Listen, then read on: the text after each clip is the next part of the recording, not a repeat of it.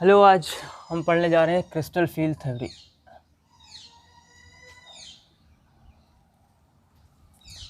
इसकी ज़रूरत हमें क्यों पड़ी, ये हमें सबसे पहले जानने की ज़रूरत है। जैसे हमें पहले पता था कि वीबीटी के अंदर की जो टी ऑर्बिटल होते हैं 5 के 5, D X Y, D Y Z, D Z X, D X square Y square and D Z square. VBT के अंदर इन सबको डिजेनरेट ऑर्बिटल बताया गया था, लेकिन जब क्रिस्टल फील्ड थ्योरी आई तो हमें ये पता चला कि ये डिजेनरेट नहीं है। और डिजेनरेट क्यों नहीं है, इसका रीज़न हम यहाँ क्रिस्टल फील्ड थ्योरी के अंदर जानेंगे। हाँ, अगर हम इसे देखें कि डी ऑर्बिटल जो होते हैं वो डबल डबल शेप होते हैं। अगर हम डी एक्स वाई को बनाएं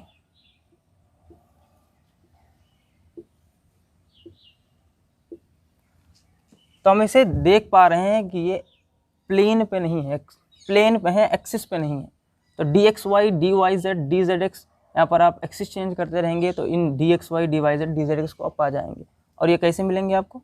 ये आपको मिलेंगे नॉन एक्सियल। लेकिन जब बात करते हैं D X square Y square की तो ये एक्सियल है।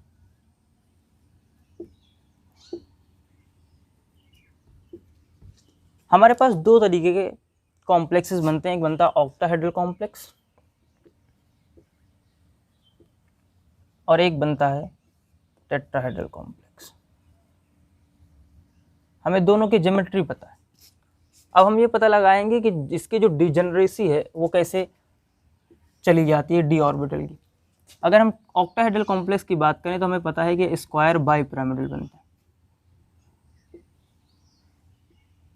यहाँ पर कोई मेटल है, यहाँ सारे लिगेंड्स हैं।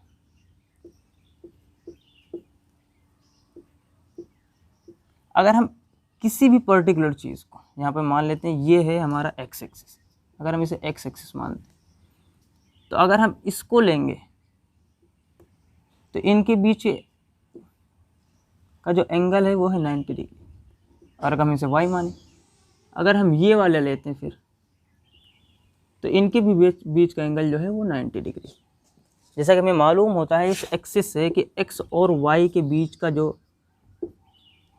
एंगल होता है वो है 90 डिग्री। इस 90 डिग्री में तो यहाँ से हमें ये पता चला कि ये जब ऑक्टाहेड्रल कॉम्प्लेक्सेस में लिगेंड्स मेटल को अप्रोच करते हैं तो वो एक दूसरे के 90 डिग्री पर होते हैं। तो इसका क्या मतलब है कि यहाँ पर जो 90 डिग्री के एंगल पर होंगे तो ये जो हमारा डी ऑर्बिटल कौन सा है, एक्सियल वाला, उसकी एनर्जी बहुत ज़्यादा बढ़ जाएगी और जो नॉन एक्सियल वाले हैं उनकी एनर्जी कम हो जाएगी। तो जिससे हमें ये पता चलता है कि जो हमारे ऑक्टाहेड्रल कॉम्प्लेक्सेस होते हैं उनमें स्प्लिटिंग ऑफ डी ऑर्बिटल जो है वो कुछ ऐसी होती है।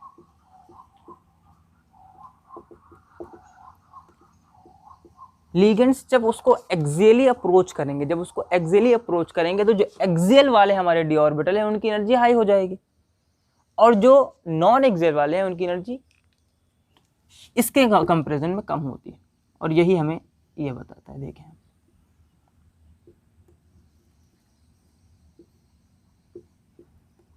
ये हैं D X square Y square, D Z square, और ये है D X Y, D Y Z, D Z x.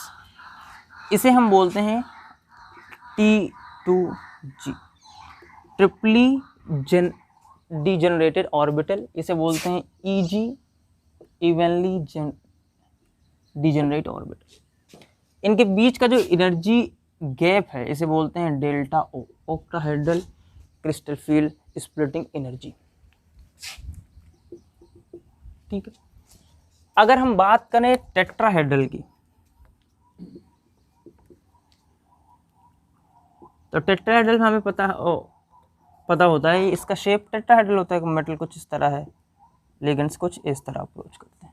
अगर इसको हम थोड़ा सा और 3D व्यू लें तो ये अब, और इनके बीच का जो एंगल है वो होता है 109 डिग्री 28 मिनट।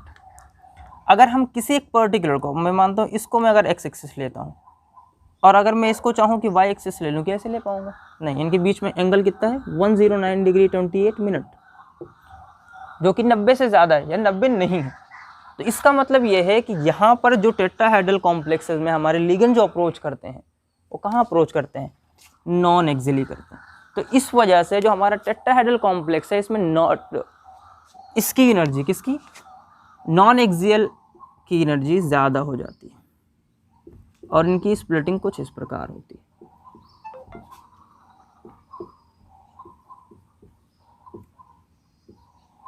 इसे बोलते हैं D X square Y square, D Z square, और यहाँ पर वही D X Y, D Y Z and D Z X. इनके बीच की जो एनर्जी गैप होता है उसे बोलते हैं delta T, tetrahedral crystal splitting energy. अब इसे हम एक एग्जांपल से समझते हैं। एक एग्जांपल लेते हैं अपन, NiCO4 0। यहाँ पर Ni की ऑक्सीडेशन स्टेट 0, Ni का इलेक्ट्रॉनिक कॉन्फ़िगरेशन जो होगा वो 4s2 3d8। ठीक, क्योंकि इसके ऊपर 4 0 है तो यहाँ पे कोई इलेक्ट्रॉन निकलेगा नहीं। इसका हम बनाते हैं।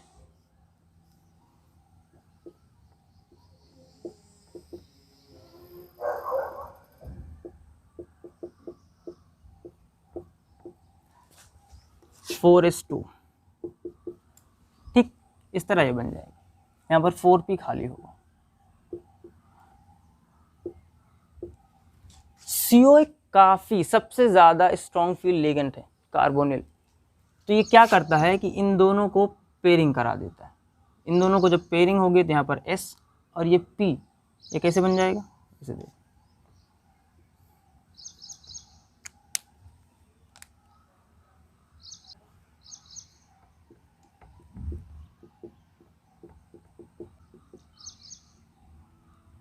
और ये जो 2 इलेक्ट्रॉन है वो इधर शिफ्ट हो जाएंगे। तो यहाँ पर S और 3p खाली बचेंगे। ये S और P, यहाँ पर 4 के चारों कार्बोनिल ग्रुप जो हैं तो अपना इलेक्ट्रॉन डोनेट करेंगे। ठीक है, तो इस तरह इसका हाइब्रिडेशन होगा sp3, कोबाल्ट NH3 होल 6 +3। अगर हम यहाँ पर कोबाल्ट का ऑक्सीडेशन स्टेट निकालें तो सीधा सीधा हमें पता चलता है कि +3 होगा। इसका electronic configuration argon 4s2 3d how much 7। अगर हम इसका कोबाल्ट +3 निकालेंगे तो ये बचेगा आर्गन का +3d6 एंड 4s0। अब इसे ये टूटेगा कैसे? ऑक्टाहेड्रल कॉम्प्लेक्स है, ऊपर 2 नीचे 3, 1 2 3 4 5 6, ये इस तरह टूट जाएगा। जब ये टूटेगा तो हमें एक चीज़ समझनी है, यहाँ पर इसके बीच का जो एनर्जी गैप है जिसे डेल्टा O हम बोलते हैं, जे ऑक्टाहेड्रल कॉम्प्लेक्सेस में कहाँ से करते हैं? लिगेंड जो होते हैं वो एक्सियली इसको अप्रोच करते हैं। जब इसको अप्रोच करेंगे तो इसकी एनर्जी ज़्यादा हो जाती है। इसकी एनर्जी ज़्यादा होगी तो ये जो 2 इलेक्ट्रॉन हैं ये दोनों इलेक्ट्रॉन नीचे आके पेयर हो जाएंगे। कैसे होंगे? ये दोनों इलेक्ट्रॉन यहाँ से हटेंगे और यहाँ पर चले आएंगे। इस तरह से इसके पास क्या बचेगा? यहाँ पर D2 बच जाएंगे, dx² y स्क्वायर और dz²। आगे बचे होंगे उसके पास 4s, उसके बाद 4p। ठीक, और यहाँ पर D जो 2 हैं वो खाली होंगे। क्लियर? तो यहाँ पर जो 6 के 6 NH3 हैं,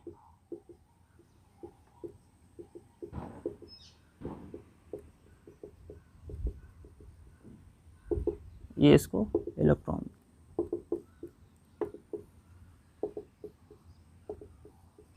और इस तरह इसका जो हाइब्रिडेशन होगा वो D2sp3 होगा और इसका ऑक्टाहेड्रल कॉम्प्लेक्स बनेगा।